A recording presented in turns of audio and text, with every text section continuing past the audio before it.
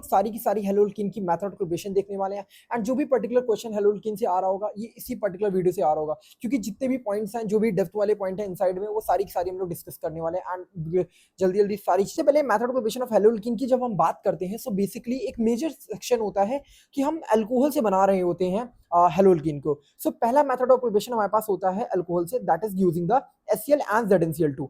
सो होगा क्या, हमारे पास अल्कोहल होगा, हम उसकी रिएक्शन कराएंगे HCl एंड ZnCl2 के साथ।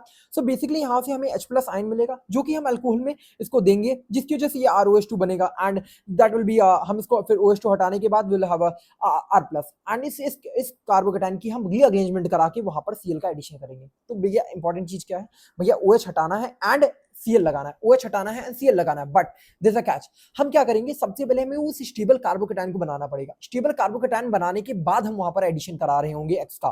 क्या करना है, स्टेबल कार्बोकेटाइन बना के एक्स लगाना है। इसी में हमारे पास एक चीज आती है जो कि होता है ल्यूकास टेस्ट। ल्यूकास टेस्ट करते क्या है, बेसिकली हमारे पास जो अल्कोहल होगा, that alcohol can be 1 degree, 2 degree और 3 डिग्री। अल्कोहल की डिग्री क्या हो सकती है, 1 2 3। बेसिकली उनकी डिग्री को पता लगाने के लिए हम लोग ल्यूकास टेस्ट करते हैं। क्या है ल्यूकास टेस्ट यार, कुछ नहीं, कितना पढ़ा लिखा है वो अल्कोहल, उसकी हम बात करते हैं। 1 डिग्री, उसकी डिग्री चेक करने वाले हैं। बेसिकली अगर हम 1 डिग्री अल्कोहल की बात करते हैं, बेसिकली हम जब रिएक्शन कराते हैं HCl एंड एनहाइड्रस ZnCl2 से, जो कि लुकास टेस्ट के रिएजेंट्स हैं। जब रिएक्शन कराते हैं तो 1 डिग्री के अल्कोहल के साथ, तो वो टर्बिडिटी नहीं देता है। बट हम जब 2 डिग्री अल्कोहल के साथ ये रिएक्शन कराते हैं ZnCl2 के साथ, बेसिकली टर्बिडिटी आती है बट इन मिनट्स। लेकिन जब 3 डिग्री के साथ कराते हैं तो भैया तुरंत भागा भागा टर्बिडिटी आ जाता है ना। अब एक और चीज है इसमें जो कि होती है कि जो टर्बिडिटी है, दैट इज अगर वो 1 डिग्री अल्कोहल होगा तब भी वो टर्बिडिटी दे सकता है। How that can be possible. तो भैया जो तुमने बोला वैसी बात को गलत बोले नहीं। बेसिकली अब देखो, जो हमने यहाँ पर ये चीज देखी थी, जहां पर हमें क्या होता है, स्टेबल कार्बोकेटाइन बनाना पड़ता था। स्टेबल कार्बोकेटाइन बनने को हुई, अब जैसे 3 डिग्री अल्कोहल की बात करेंगे तो स्टेबल कार्बोकेटाइन वहां बनना होगा 3 डिग्री की वजह से। बेसिकली यहाँ पर स्टेबल बनाना हमें जरूरी है। बेसिकली अगर तुम्हारे पास कभी भी रेजोनेंस स्टेबलाइज अगर कार्बोकेटाइन तुम्हें मिल रहा है इस तरीके से, वो अल्कोहल भी तुम्हारा क्या दे रहा होगा, 1 डिग्री अल्कोहल होने के बावजूद भी that can give us the Lucas test. Now second reaction आती है, हम क्या करते हैं, सेम टाइप ऑफ रिएक्शन है जिसमें हमारे पास रिएजेंट होते हैं NaBr and H2SO4। NaBr and H2SO4 की जब हम बात करते हैं, बेसिकली ये दोनों रिएक्शन करेंगे तो क्या बनाएंगे, HBr and NaHSO4। बेसिकली तुम्हारे पास फिर से ये HBr वाली चीज आ गई या फिर HCl वाली चीज। तो तुम्हें क्या करोगे, सेम रिएक्शन यही करनी है, कार्बोकेटाइन बनाना है एंड X तुम्हारा लगाना है। इस बार HCl की जगह Br ऐड हो रहा होगा। बट दोनों ही केसेस में तुम्हें स्टेबल कार्बोकेटाइन बनाना है एंड उसके लिए तुम्हें रीअरेंजमेंट करना पड़े।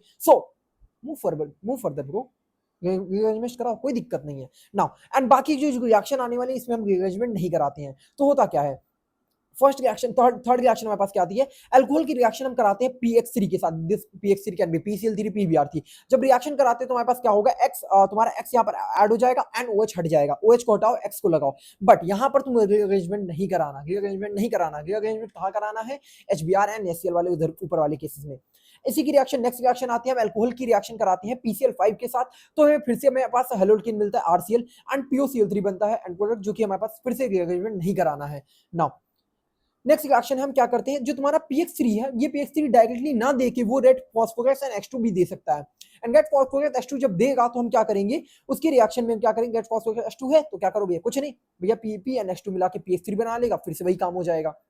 नाउ नेक्स्ट रिएक्शन आती है डार्जन्स रिएक्शन। ये डार्जन्स रिएक्शन इंपॉर्टेंट है, क्यों, क्योंकि पर्टिकुलरली पूछा जाता है which of the following is the best क्या method for the preparation of haloalkane, and this is one of those best method. तो होता क्या है, हम अल्कोहल लेते हैं, अल्कोहल की रिएक्शन कराते हैं SOCl2 के साथ। तो बेसिकली हमारे पास क्या आता है, RCl आता है, SO2 एंड HCl आता है। भैया क्या है इसमें बेस्ट चीज हुए, तो बेस्ट चीज इसके एंड प्रोडक्ट्स होते हैं। बेसिकली जो SO2 एंड HCl होते हैं, आपको पता होगा, these are the gaseous product. ये गैसियस प्रोडक्ट होने की वजह से क्या होंगे, उड़ जाएंगे भैया। जो हमने मान लो रिएक्शन कराई, क्या किया, अल्कोहल डाला, SOCl2 डाला, जो हमारे पास दो प्रोडक्ट बने, RCl बन गया, SO2 HCl, जो दोनों चीजें बनी है, ये गैसियस थी, तो गैसियस होके उड़ गई। तो भैया जब इधर जो तुम्हारे प्रोडक्ट साइड में, अगर प्रोडक्ट साइड के प्रोडक्ट जो है वो उड़ गए तो क्या होगा, इधर खाली हो जाएगा। सो बेसिकली ली चैटलेस प्रिंसिपल आके कहेगा भैया जब प्रोडक्ट साइड में कमी हो रही है तो रिएक्शन को फॉरवर्ड बढ़ाओ। तो रिएक्शन अगर फॉरवर्ड बढ़ेगा तो तुम्हारी आरसेल की अमाउंट तो बढ़ी गई होगी। आरसेल अमाउंट क्यों बढ़ेगा, क्योंकि ये दोनों भग गए, तो रिएक्शन कहीं भैया इधर भागो, रिएक्शन इधर भागो तो आरसेल और बनने लगेगा। सो बेसिकली ली चैटलेस प्रिंसिपल की वजह से तुम्हारा SO2 HCl भाग जाते हैं, जिसकी वजह से रिएक्शन फॉरवर्ड शिफ्ट छोड़ती है, जिसकी वजह से आरसेल अच्छे अमाउंट में बनता है, जिसकी वजह से this are the best method. Now दिक्कत एंड कुछ इंपॉर्टेंट चीज पर्टिकुलरली सुनो, इसमें रीअरेंजमेंट नहीं कराना सोचना। नाउ इसमें जो रिएक्शन है SOCl2 के साथ जब रिएक्शन कराते हैं, दिस इज SNI फॉलो करती है। SNI substitute substitute nucleophilic intermolecular reaction होती है। बट अगर इसमें अगर हमने पिरिडीन भी यूज किया, नॉर्मल अगर SOCl2 यूज किया तो SNI मैकेनिज्म फॉलो होगा। अगर हमने पिरिडीन यूज कर लिया इस रिएक्शन में, SOCl2 के साथ पिरिडीन भी यूज किया, सो बेसिकली SN2 मैकेनिज्म को तब फॉलो कर रहा होगा, याद रखे रहना, ठीक है। इससे होगा क्या, बेसिकली उसकी अरेंजमेंट में दिक्कत आ सकती, जैसे SN2 होगा तो तुम्हारा इन्वर्जन प्रोडक्ट बनना होगा, बट इस वाले में तो डिफरेंट हो जाएगा, ठीक है ना। नेक्स्ट मेथड आता है, हम अब अल्कोहल से तुमने देख ली, 6 के 6 मेथड है तुम्हारे पास अल्कोहल से बनाने की। नाउ अब आते हैं हाइड्रोकार्बन एंड हाइड्रोकार्बन से बनाने की मेथड को क्वेश्चन। सो भैया हाइड्रोकार्बन से क्या होगा, बेसिकली तुम्हारे पास हाइड्रोकार्बन होगा, उसकी रिएक्शन Cl2Br2 के साथ सनलाइट के प्रेजेंस में कराएंगे तो RX बनेगा, Cl या Br ऐड होगा ना। अब ये Cl या Br ऐड होने की डिपेंडेंसी देख सकते हो, तुम्हें पता ही होगी। जो ब्रोमीन होती है वो क्या होती है, 3 डिग्री पोजीशन पे ज्यादा ऐड करना चाहेगा, फिर 2 डिग्री देन 1 डिग्री पे। अगर क्लोरीन की बात करें तो तुम इसमें गिनने होते primary and secondary and tertiary hydrogen की संख्या गिन के उसको मल्टीप्लाई करते हो, देन उससे जो ज्यादा नंबर आता है फिर वही निकलता है। रिवीजन के लिए था। नाउ आयोडीनेशन के केस में क्या होता है, हाँ, हमने देखा ब्रोमीन ने क्लोरीन का देख लिया, आयोडीनेशन फ्लोरीन का केस अलग है। होता क्या, अगर हमने आयोडीनेशन में यही चीज की तो क्या होगा, CH4 I2 के साथ बनाएगा तो क्या बना लेगा, CH3I बनेगा एंड HI बनेगा ना। बट अब यहाँ पर जैसे यहाँ पर RX के साथ HCl बनता है, HBr बनता, लेकिन जो HI होता है, जो HI बना यहाँ पर, तो HI क्या होता है, स्ट्रॉन्ग रिड्यूसिंग एजेंट की होता है। स्ट्रॉन्ग रिड्यूसिंग एजेंट से क्या दिक्कत आ गई है, अब दिक्कत क्या होती है, स्ट्रॉन्ग रिड्यूसिंग एजेंट की होने से क्या कहेगा, मैं हूँ स्ट्रॉन्ग रिड्यूसिंग एजेंट, अब मैं कह रहा हूँ इस रिएक्शन को पीछे ढकेल दो, तो भैया ये क्या स्ट्रॉन्ग रिड्यूसिंग एजेंट की होने की वजह से ये रिएक्शन बैकवर्ड को शिफ्ट हो रही होती है। अगर बैकवर्ड को शिफ्ट हो रही है तो ये तो दिक्कत वाली बात है भैया, तो दिक्कत वाली चीज है ना। तो हम करते क्या है, तो स्ट्रॉन्ग रिड्यूसिंग एजेंट की जो दिक्कत हो रही है, हम क्या करते हैं, स्ट्रॉन्ग ऑक्सीडाइजिंग एजेंट यूज करते हैं, जैसे नाइट्रिक एसिड NaClO3। तो होगा क्या, लेट्स से हमने HI अब ये जो HI है, अब हमने मान लिया हमने HiO3 यूज कर लिया। अब HiO3 यूज किया तो बेसिकली क्या होगा, HiHiO3 की रिएक्शन होगी एंड इसको क्या कर लेगा, I2 में चेंज कर देगा। अब ये I2 में चेंज होगा, सो बेसिकली जो स्ट्रॉन्ग रिड्यूसिंग एजेंट वाला जो दिक्कत कर रहा था वो तो है ही नहीं, HI is converted into I2 and H2। सो भैया जो प्रॉब्लम थी तुम्हारी बैकवर्ड जाने की, वो प्रॉब्लम तुम्हारी सॉर्ट हो चुकी है ना। नेक्स्ट मेथड होता है अल्कीन से बनाने की प्रिपरेशन। तो अल्कीन से बनाने के लिए क्या होता है, हमारे पास अल्कीन होता है, उसकी रिएक्शन हम HCl HBr से करा सकते हैं। एंड होगा क्या, जब HCl HBr से हम रिएक्शन कराते हैं तो करना क्या, इसको बॉन्ड को तोड़ना है, प्लस माइनस में करो, बॉन्ड को तोड़ो प्लस माइनस करो, एंड जो प्लस वाली चीज है उसको स्टेबल कार्बोकेटाइन बनाने की कोशिश करो। स्टेबल कार्बोकेटाइन जहां बन जाए वहां पर एक्स का एडिशन कर दो। क्या करोगे, अल्कीन होगी, अल्कीन की रिएक्शन जब कराएंगे तो क्या कहेंगे, स्टेबल कार्बोकेटाइन बनाना हमारा प्रथम कार्य है। उसके पश्चात हम क्या करेंगे, एक्स को ऐड कर देंगे। ठीक है ठीक है ठीक है ना। देयर इज अ कैच, क्या कैच है, अगर तुम्हारे पास तुम्हारे पास अगर रिएजेंट में HBr है, यहां भी हो सकता है, बट अगर HBr के साथ पेरोक्साइड है, पेरोक्साइड बेसिकली ऑक्सीजन ऑक्सीजन का लिंकेज तुम्हें किसी कंपाउंड में दिख गया, सो पेरोक्साइड अगर है तो हम क्या करेंगे, पेरोक्साइड में ये काम नहीं करेंगे। पेरोक्साइड में लगता है anti Markovnikov of rule. Anti Markovnikov of rule क्या कहता है, होगा क्या, एंटी मार्कोनी का रूल कहता है जो तुम्हारा नेगेटिव पार्ट ऑफ एडेंडम है, नेगेटिव पार्ट ऑफ एडेंडम का मतलब है H प्लस और Br माइनस होगा। सो ये कहेगा ये जो Br माइनस है, स्टेबल कार्बोकेटाइन का चक्कर छोड़ दो, स्टेबल कार्बोकेटाइन का चक्कर छोड़ के जो नेगेटिव पार्ट है Br वो कहां पर ऐड होगा, जहां पर ज्यादा हाइड्रोजन की संख्या होगी। यहाँ पर हाइड्रोजन की 2 है और यहाँ हाइड्रोजन 1 है, तो यहाँ Br कहां जाएगा, यहाँ पर जाएगा, तो यहाँ पर Br तुम्हारा ऐड हो जाएगा। लेकिन ऊपर वाले केस में स्टेबल कार्बोकेटाइन यहाँ बनता, तुम यहाँ लगाते, लेकिन हम यहाँ पर स्टेबल कार्बोकेटाइन के बारे में सोचेंगे नहीं, सोचेंगे हम अगर HBr के साथ पेरोक्साइड आ गया तो हम क्या सोचेंगे, एंटी मार्कोनी का रूल। एंटी मार्कोनी का रूल क्या कहेगा, भैया जहां ज्यादा संख्या हो हाइड्रोजन की वहां जाके लगा दो, कोई स्टेबल कार्बोकेटाइन के चक्कर में नहीं पड़ना। नाउ नेक्स्ट रिएक्शन आती है अलाइलिक सब्स्टिट्यूशन। अलाइलिक सब्स्टिट्यूशन क्या कहता है भैया, डबल बॉन्डेड होगा, डबल बॉन्डेड के बगल वाले कार्बन पे अटैक मारना है, डबल बॉन्डेड के बगल वाले कार्बन पे अटैक मारो।